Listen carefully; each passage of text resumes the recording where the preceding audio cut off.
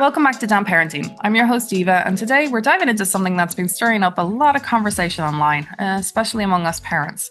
You might have seen a recent Instagram post about conscious parenting. I mean, in fairness, there are a million out there, where parents describe how one of them is always 100% present with the kids when they're together, and that they never say, go ask mom or go ask dad, and that their children are never in trouble. On the surface, it sounds thoughtful and intentional, even inspiring. But for some, it's also quite triggering, and it can trigger a strong emotional response, including from our resident child psychologist, Faye, who actually reached out and instead of doing one of our normal sessions, she wanted to talk about why posts like this can feel so confronting for so many parents. Because behind these beautifully written ideas is much more complicated reality. Parents today are stretched thin.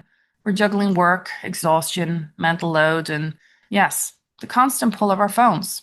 And the science, it even tells us that small moments of distraction, what researchers called technoference, can affect how present we are with our kids, how we respond to them, and even how they learn to connect. So in this episode, we're going to unpack both sides. Why these perfect parent posts gain traction online, what the research actually says about phone use and presence and connection, and how we can move from guilt and unrealistic expectations towards something more sustainable and more human. Faye, I'm so glad you're back with us. So let's start with the moment you saw the post. What about it triggered you as a psychologist? And what do you think other parents were feeling when they read it? Thank you for having me today, and thank you for allowing me to share this. So, a couple of weeks ago, I came across a post on Instagram, and yeah, it really hit me and triggered me in a way. And I think it's because although very, very well intentioned, and I think the person who wrote the post, there is sense behind what they said. But in reality, I just felt like it just put so much pressure on parents and it ignored a lot of the realities of what a lot of parents are facing every day. So I know you've kind of mentioned it already, but in the post, it was talking about parenting agreements. And one of them was when they're together as a family, they're always 100% present with their kids. And yeah, as I said, ideally that's wonderful. But in reality, that is actually really, really difficult to maintain. And I was thinking, even thinking about the practicalities of the morning routine, so getting ready for daycare, getting ready for school, when one of you's perhaps in the shower, the other one's making breakfast. How can one of you physically be present in that moment? It's almost an impossible thing to maintain. And yeah, I just thought, gosh, if somebody took that literally and thought, I have to be doing that to support my children, I have to be doing that to be the best parent I can possibly be, that is putting so much pressure on yourself. But actually, on the flip side of that, it did also make me think, how about developing some independence in our children as well and supporting our children to engage in independent play and supporting our children to be bored essentially and allowing them to be bored. And I know there's a lot of research out there that kind of talks about how allowing children to be bored in certain situations can then really facilitate creativity in children. So if we're constantly present and engaging with our children and constantly entertaining them, we don't allow them that opportunity to be bored. Now, one thing I do want to say is I think there's a lot of sense in being present with your children, and there's a lot of sense in connecting with your children. And I know if you've listened to any of the previous podcasts that I've been on, I do talk a lot about the importance of presence, the importance of connection in supporting children. But I just think it's impossible to do that all of the time in the current world that we live in, where things are so busy, where we're often juggling jobs, where we're juggling children, where we're juggling all the housework that we need to do. It's relentless. Well, for me personally, I just think it's impossible. I do find those social media posts very troublesome. Everyone, and I mean, there are thousands of accounts out there saying, I've got it the right way. Equally, you do have parents, thankfully, saying, here's my messy home. Here's the kids watching TV because I'm now actually having to, cook the dinner or just take 2 minutes for myself because I had a really bad day. There's a well-known phrase, comparison is the thief of joy. Mhm. And that's the biggest problem I have with social media. And when you sent me the link, And we'll share it in the notes so people can go and take a look at it for themselves. But when you sent me a note, you said it was number one that was driving you mad. And the number one was really about the phone usage. Mhm. And immediately when I see that, as I love all research, I know like phone usage isn't great. But the reason we're on our phones is usually dopamine hits. We're mind numbingly raising our kids because, yes, from 0 till 2 or 3, there isn't much that's actually happening, and you're in the playground 5 days a week and it's the same thing, and your kid's just picking up bark or stones or whatever. And so they're really looking for this dopamine hit. And so the phone is the easiest access for them to actually have. But at the same time, we are very aware that looking at our phone also is a massive disconnect, which, as you said yourself, this is something we always should be working on, but always isn't possible as well. It's really not always as impossible. And I think we have enough guilt ourselves as parents where I regularly have conversations with parents where they're like, oh, I should be doing this better. I should be doing more. So we put enough guilt on ourselves already without then reading toxic social media posts that tell us that we should be doing this, we should be doing this. And then the problem is, the more we look at those posts, the more the algorithm shows us more of those posts. So then you're bombarded with this parenting advice around how you should be doing this, you should be doing this. But actually, in reality, the best thing we can do is find our own path and our own way as parents and what works for us. And I was actually thinking about this the other day, and I thought there's two big questions here that I think are really important when thinking about parenting. And well, the one is, what kind of parent do you want to be? And how can you give yourself permission to be that parent? And kind of remembering that perfect is a myth and it's completely unattainable. But the second one is, what do you want the end goal to be for your children? And I kind of thought about this as, what do you want your children to remember about you when they're older? Do you want them to remember the way that you engaged with them? Do you want them to remember the activities that you did together? And like when you went to the zoo, or like, what do you want them to remember about you? Rather than having this perfectly curated, wonderful home that is so aesthetically pleasing. Children are not going to remember those things, but what they will remember is key moments that you've spent with them.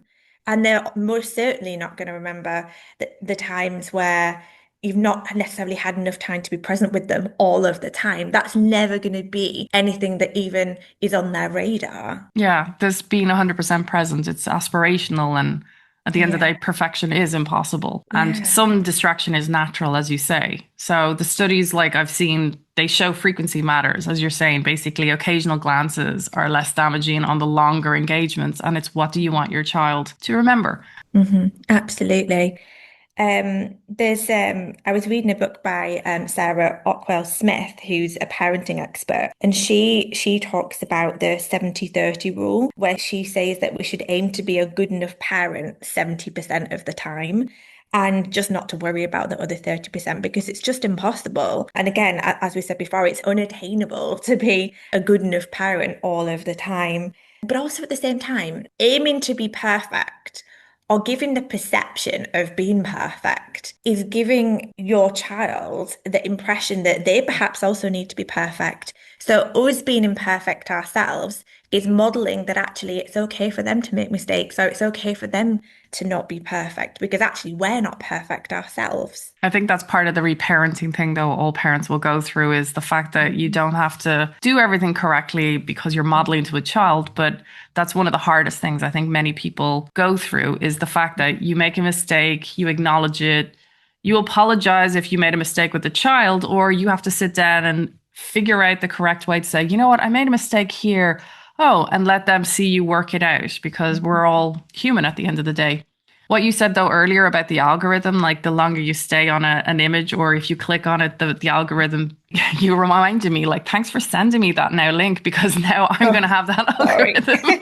But it does actually create anger, and it does send you down the rabbit hole, and then it Mhm. spirals you. And I mean, at the end of the day, being a parent, I think, we need to really start looking at all the sunny sides of things and not being going down these, because it can pull you down and it can make you feel not good enough. Also, what you said about the 70-30%, it's really funny because, as you said, I was wondering, are you going to say 80-20, 70-30, or 60-40? Because I've had all of those numbers spouted Yeah. out at me to say, look, you can't be perfect. 50% of the time you're winning. 60, you're Mm. doing great. 70, I mean, at the end of the day, just doing our best is doing our best. Don't strive for a percentage because we can't sit down and calculate how good were we today or last week. Exactly. And actually, she used the term good enough parent as well. She didn't use the term perfect. And I think that's an important distinction, isn't it? In terms of it's about being good enough and present as much as we can, but also not expecting yourself to be present constantly to the point where you're an exhausted pigeon who, at the end of the day, just collapses on the sofa and just can't breathe because you've not got any headspace. And I think it's all about kind of going back to finding that balance, isn't it, that works for you. And I was actually listening to another podcast earlier about a lady, I think she's maybe called the Guilty Club, but she talks about a Japanese concept called ikigai. And it was developed by a Japanese psychologist. And it's very much looking at the importance of finding purpose and balance and supporting well-being.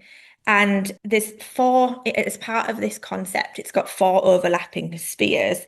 So the first one is what you love. The second one is what you're good at. The third one is what the world needs. So I suppose in this instance, you could think about what the child needs and then what you get paid for. And it's interesting to kind of reshape things as that, because in terms of what do you love, what enriches you, what helps you to be the parent that you want to be? Because if you're constantly directing all your energy to being a parent, then what are you giving yourself to enrich you, to allow you to keep going? Because being a perfect parent or directing all your energy constantly to your children is exhausting and it can result in burnout for some parents. So, actually, what we need to do is do some of that stuff that we love, do some of that stuff that's enriching for us to allow us to then be present where we can for our children. And also, what are the things that you're good at? Again, what are the things that you know you're good at as a parent? And how can you do more of those things and capitalize on those things a bit more? But then what does the world need? So what does your child actually need? So what are the things? When are the moments where your child needs connection? When are the moments that your child is okay to just play independently? When are the moments that they perhaps need a bit more time, like bedtime? I was actually speaking to a friend the other day. I keep again seeing reoccurring social media posts about this, about key moments of connection. Now, I might not get this exactly right, but I'll give you kind of a bit of a summary. So it talked about how children need key moments of connection at key points in the day. So when they first wake up, just before periods of separation, like going to school, just after when you pick them up, and then just before bed. And I think it talks about needing kind of like 2 to 3 minutes of connection at those key points. And that helps to just top up your child's emotional cup and give them enough connection to allow them then to relax and feel connected to you.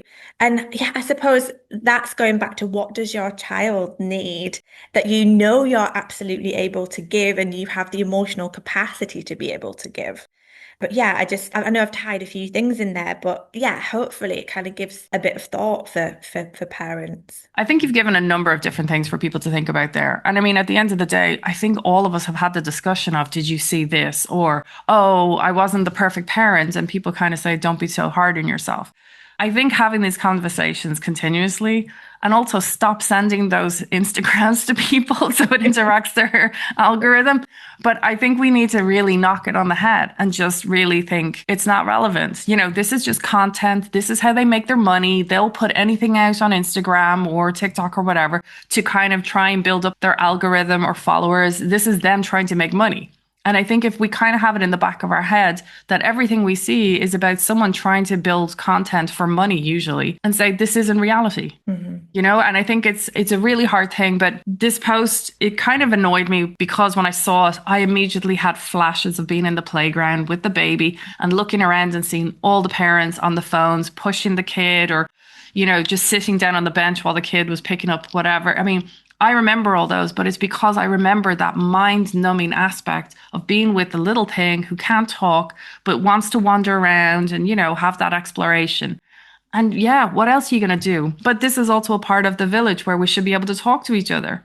Why are our heads always down looking at our phones? Why aren't we conversing with other people and trying to find that human connection as well? not just with our little ones, but also with the parents that are sitting beside us. And it's hard. It can feel really monotonous, can't it? Especially in those early days, especially when they're really, really tiny and you don't get a huge amount of engagement from them and you've got a whole day to fill. And yeah, it can feel really, really tough. I always really like the quote that we can't do it all alone. We were never meant to. And I think that in itself is a quote that really resonated with me because I put so much pressure on myself to do everything. And I put so much pressure on myself to already, without seeing these social media posts, to parent this way or to do this or to keep the house in a reasonable state, to also work at the same time. But actually, if you think back to generations before us, they had their own little villages to help bring up children, whereas the current generation that we're in right now, it's just not possible, is it? And I know for a lot of us, we're expat families that are living away from wider extended family who may have potentially been able to offer support. So it puts even wider pressures on us. And you are essentially trying to do it alone, but we were never meant to. And so then the guilt and wider pressure on top of that, it's just so difficult, isn't it? Yeah. Hearing from a child psychologist themselves that, hey, this wound me up. I mean, it obviously shows that even with your educational and experience and expertise in this area, shows that it's going to hit everyone at one stage. No one is protected from this, even with all the knowledge and the security within themselves to feel like I got this.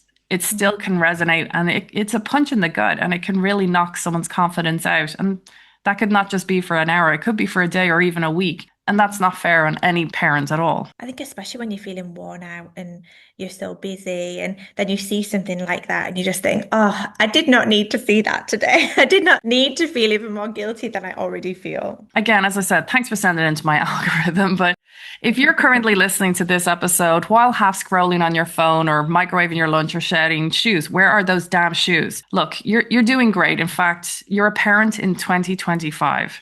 So here's the thing, being present isn't about deleting every app or archiving Zen-like focus while your toddler is finger painting on your wall. It's about noticing those moments you drift and gently pulling yourself back again and again and again. You know, it's going to take some practice. We're all just trying to show up imperfectly, distractedly, but lovingly. And that's what counts. Faye, thank you so much for reminding us that connection isn't measured in minutes without our phones, but it's about the moments our kids feel seen. And if you found today's conversation grounding or guilt reducing, hit follow, tap that little bell, and maybe share the episode with a friend who needs that reminder that good enough is honestly the gold standard. I'm Eva, this is Damn Parenting, and well, we're all just trying to raise our little ones, right? Without losing ourselves in the process. Until next time.